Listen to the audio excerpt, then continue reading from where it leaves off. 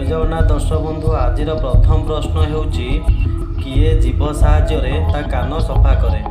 Option A giraffe, option B kangaroo, option C मांकड़, option D छेली।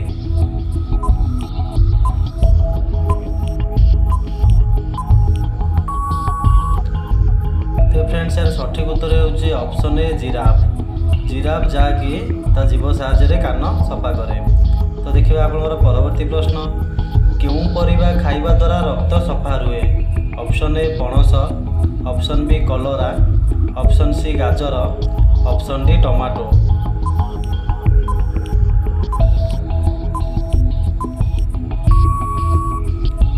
तेरे सठिक उत्तर है ऑप्शन बी कलरा।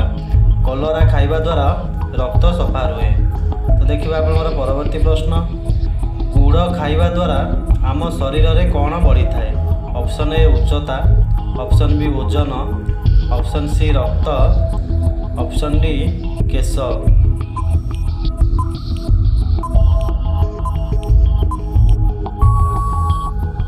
तो फ्रेंड्स यार सठिक उत्तर है ऑप्शन बी ओजन।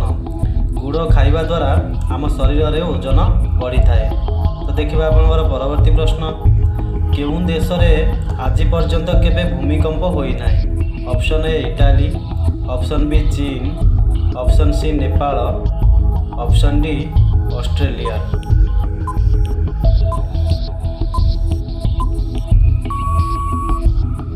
तो फ्रेंड्स यार सठिक उत्तर है ऑप्शन बी ऑस्ट्रेलिया। ऑस्ट्रेलिया देश में आज पर्यंत केबे भूमिकंप होई नाही। परवर्ती प्रश्न, सुभाष चंद्र बोसकर पिता नाम कौन थिला। Option A Narendranath Bose, option B Janakinath Bose, option C Jagadish Chandra Bose, option D S N Bose.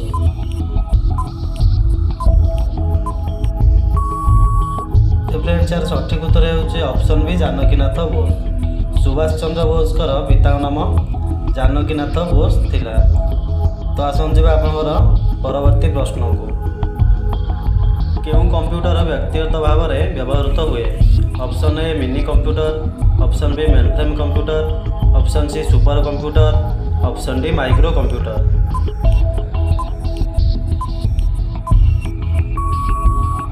तो फ्रेंड्स यार सठिक उत्तर है option D micro computer. Micro computer व्यक्तिगत भाव में व्यवहृत करिथाउ। तो देखिए आपनकर परवर्ती प्रश्न, किए कही मते रक्त दियो मु तुमको स्वाधीनता देवी। Option A Jawaharlal Nehru, option B Mahatma Gandhi, option C Subhash Chandra Bose, option D Chandrashekhar आजाद।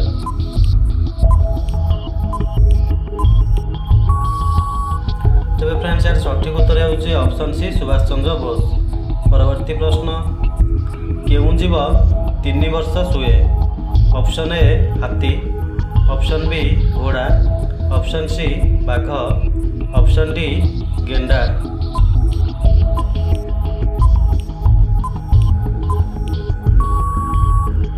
यार सठिक उत्तर है ऑप्शन डी गेंडा।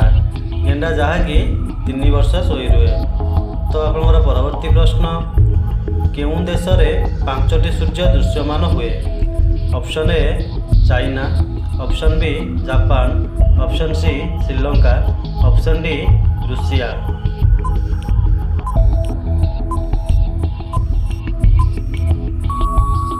तो यार सठिक उत्तर है ऑप्शन ए चाइना। चाइना देश में 5टी सूर्य दृश्यमान हुए।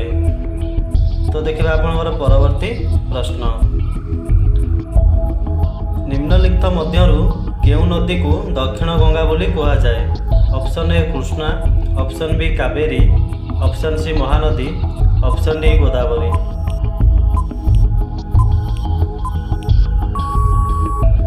तो यार सठिक उत्तर है ऑप्शन डी गोदावरी। गोदावरी नदी को दक्षिण गंगा बोली कहा जाए। जदि वीडियोटी भल लगी थाए लाइक सह चैनल टी को सब्सक्राइब करंतु। जय जगन्नाथ।